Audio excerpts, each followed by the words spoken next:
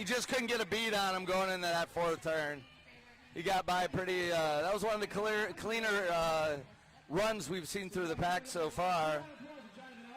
Exactly right, Bob. They pick up 4 points on that one. That gets them into triple digits. They hit the century mark, 12-point deficit now. Magic City up 112 to 100 with just under 17 minutes left to go. We are once again Magic at a timeout. City, come alive.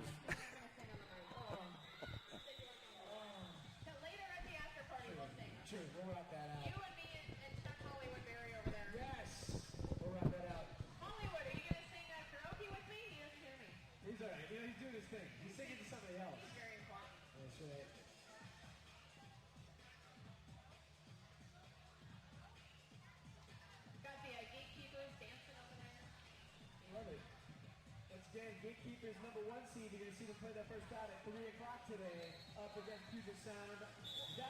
So what we're going to have after this, of course, or what's actually going on right now is Pioneer Valley versus Dallas. As they are playing basically would be the consolation game. They're the only, they are the two that are eliminated at this point. Oh! Ace of Skates out in front for lead jammer status. Takes a shot from Calkenballs coming out of turn 2. And we see Filthy McNasty take a tumble over one of the Misfit skaters, but no lead jammer, but the jammer out in front is going to be number 8D. Ace of Skates quickly calling it off as soon as his hips passed the foremost jammer. Before he was even signaled lead jammer, he started to call it off. Luckily, his hands didn't hit his hips till that first whistle blew. We still have half of this half to go, and it's only a 12-point game. Oh, man. Seriously, one jam at that. One really good jam. Like half of the power. Hard to believe, but we're already 14 minutes through this half. And they're going to get off, there's going to be a Ringworm up against, that's going to be Drew Peacock. There's Buster Muffinhalf with the jammer. Yes. He got pushed to the inside, had to drop back. So Ringworm out in front with lead jammer status. Buster quickly advancing on the pack from behind. And Ringworm takes a shot in the middle of the pack that knocks him towards the outside, but not all the way out of bounds. He stays on his skates, calls it off after picking up a couple of points. Yeah, he was moved probably about 10 feet from the center of the track to the outside. But he stayed completely vertical the whole time. Yeah, it was just, I think he got hit in a manner, you know, a lot of times you get hit sideways. He got kind of hit from an angle where it just thrust him forward. Well, once again, we've got a deficit of less than 10 points, Bob. A 9-point game with just under 15 minutes to go, 112 to 103 in favor of the Magic City Misfits. And Abe Drinkin goes back in the line, starts leveraging everything to the inside, and it works. It shakes everything up. Oh, no. Ace of Skates went to the inside, cut in front of the foremost blocker and didn't go back. He gets called for the major track cut. He's sent to the box. That is bad timing for the Shock Exchange. Yeah, it wasn't only bad timing, but that was one of those moves that you wouldn't expect that he would make. Oh, but look at this. But he gets bailed out as Drew Peacock gets sent to the box. He started this jam with 3 minors. And again, some of that surprises me a little bit, especially with the physicality of the game. So we're 1 minute into this jam. We're going to go 1 minute more. There's going to be no lead jammer from here on out. I don't know if that's just a guy's derby thing, but you really don't see we've not seen an intentional 4th minor. Nope. We've seen a lot of guys jamming with 3 minors. Indeed. And Ace of Skates trying to get along the inside. Megasaurus pushing him in to the infield. He backs up, finally finds some room, but can't stay on his skates. Drew Peacock now having completed an initial pass and advancing quickly on the pack. Hits a 2-wall in the rear, falls right on top of Vader. That's a pancake block right there. And he gets called It had to be a back Some block. back block right there. Looked like he was down before he got there, but maybe not. So he's going to be, there's only 2 seconds left in this jam, so no more points are going to be scored right here. That's going to be it.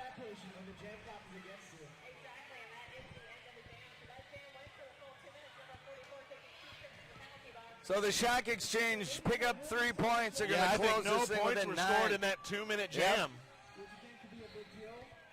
That's pretty incredible when you go the whole 2 minutes. Nobody scores, just a whole lot of blocking.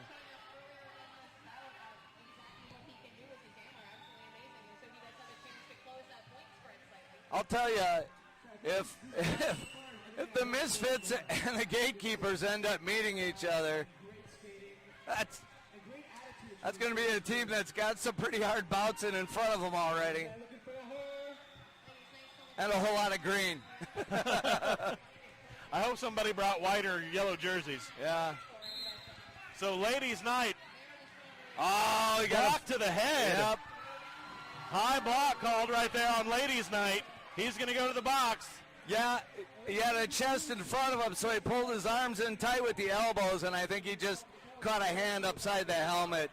Certainly nothing dangerous, but nonetheless a block to the head. So that's going to turn things around as Drew Peacock comes out of the box for Magic City.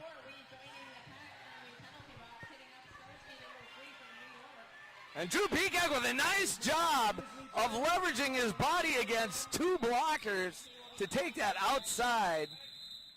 And he's happy with what he's got. I'm going to take my toys and go home. Yep, no scoring there, but he did call the jam off. We're going to keep ladies' night in the box. They're going to start a new jam fresh with a power jam. Yeah, and I think that makes a lot of sense. I like, if you can catch it early on, I like that strategy, especially if you feel like you've got a whole track to make up.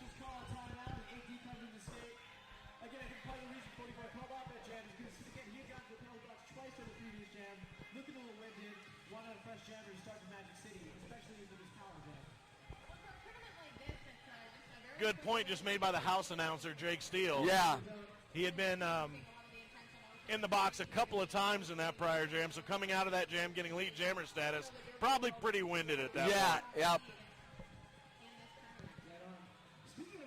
Good to get some fresh legs, some fresh skates in there. They're still maintaining a 9-point lead. We've sat on that score for a few minutes now.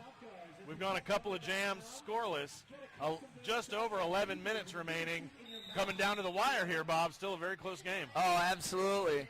And you and I both know that 9 points is very unlikely to be scored unless we get a jammer put in the box. These guys, it's been total chip away, with the exception of really that last big jam at the end of the first half by Magic City. Is that cock and balls we got out there? Yes, it is. Cock and balls up at the front, getting around Vader and Ronnie Mako at the front of the pack. He's not going to be your lead jammer, however. There's a minor track cut right there. And there we go. Ladies' night's going to be released from the penalty box. He is back into the backside of the pack. Cock and balls going to follow his blocker. And he's around and look at the that. outside. Oh, ladies' night's going to try to get, no, it wasn't ladies' night. They were going to try to get a hit on him, weren't able to do it. But he's going to score his points. That's right, 5 points for Magic City. Going to stretch this out to a 14-point game. Ladies' night tries to minimize the damage there by calling the jam off as soon as he is awarded lead jammer status. Clock continues to run.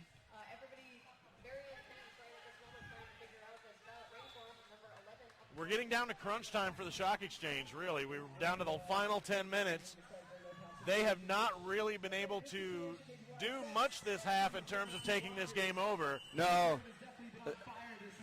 They've got to change something if they want to have a shot at going to the title game. And Rinkward comes off the line. He ends up falling. Right now, he is just being absolutely, nice job. He took a left shoulder and then a right shoulder from Zambone up there at the front of the pack. Zambone lost a little of his footing. Rinkward able to cut to the inside and get lead jammer. Rinkward caught him right at the right time. And Rinkward right now, he's got nothing but green in front of him. A wall pushes him to the outside. Oh, look at that! Spin move by Oh, Drew my Peacock. gosh. Jonathan Arlo able to come up, catch him right in the chest, knock him outside in turn one. Speaking of knocking him out, Powder knocking Jonathan Arlo out right there. Ringworm right now has got Powder in front of him, and I'll tell you, I don't think you could pay me enough money to go out there and take that. Not a good place Oh, to he be. gets by him. Powder actually gets down so low to leverage him that he stands up and gets around him.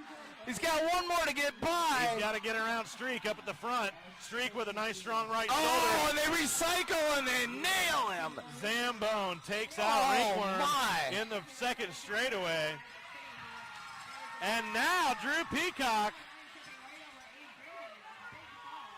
being Oh, sent to the Ringworm lifted up off the ground with that hit, dropped to his knees. And here's an opportunity. Ringworm picks up 5 points maybe right there. Yeah, Drew Peacock got sent to the box on a major right at the end of that jam. and that hit that was leveled on Ringworm, that turns out to be, not quite sure what the call was, but Zambone ends up going to the penalty box. We could only see it from the back of Zambone as they were facing each other, and if he came in with underneath him with an arm, but he lifted him right off his legs and he dropped to his knees. This shows you how close this game is here, Bob. No timeout, really. Well, we got a timeout, but both teams on the track in a huddle. Back to a 9-point game with 8 minutes left. But Magic City just put their jammer in the box. So this is and a blocker. And it's clear for New York Stock Exchange, so this is the chance to make it up. And is Jonathan out there? You would almost have to think. He's going to be jamming. Yeah, He you is almost have jamming. to think in that situation, that's the guy you got to put out there. Absolutely. They put their best guy out there on the jammer line for this power jam with a blocking advantage, as you said, Bob. And the New York crowd starting to come to life there during this timeout as well. Chance of Let's Go Shockers all around the arena. Although it does look like we've got both the coach and the captain for the Misfits out talking to the officiating crew. How do you not meet somebody who wears pants? Right, exactly. I can't even pull off pants like that. Okay, we should all try. All right, so we have a little bit of a timeout here. We are done with our dancing around, hanging out. So the officials discussing You and I a have challenge or something that was brought up by the Misfits. The assistant head ref for the tournament, Ann Persand, out there making the calls and great officials because officials do not get thanked enough. resolving the issues out there between Well, the teams. Rice, ladies and gentlemen, our announcer rep for this bout, making things nice and clear for us.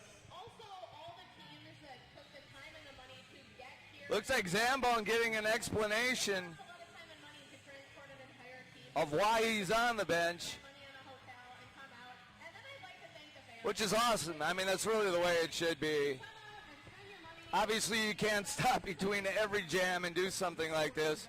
But when the play is as important as it is right now, To make it as entertaining as possible. What do you say, you guys having a good time? his coach challenges what exactly he did wrong with that hit. And they're out there explaining right now. And they pull him out of the box. Or is he being sent out? He's being sent out, I believe. It looks like it. He is leaving the playing area. And He's left the track. Yeah, he's left the track, and from our vantage point, folks, we don't know if that's a situation where he's been ejected due to too many majors, or if it had something to do with that hit.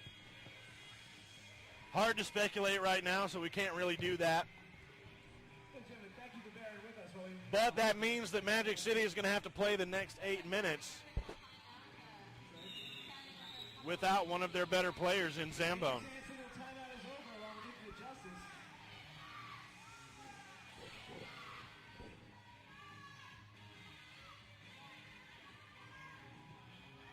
I think we're going to find out in a moment just what happened. Looks like Magic City's one X has been ejected from. So with a definite blocking advantage and a power jam in effect, Jonathan R. trying to get around just the tip. He does. He's going to be your lead jammer. The blockers for New York have not left the pivot line area. And Jonathan now just duking it out with Powder and Streak, pushed out by Powder. And that's going to be 4 points. There's a little bit of a cut around one guy, so just 4 points, not a grand slam on that pass. Oh, and he just absolutely gets sandwiched right there. Yeah, right between just the tip and Powder along the top apex. Well, you know, and the thing about Jonathan R. again is the guy can spin on his skates so well that these forward blocks don't stop him. And on that last pass, that grand slam tied the score. The grand slam that he just got. Well, not a grand slam.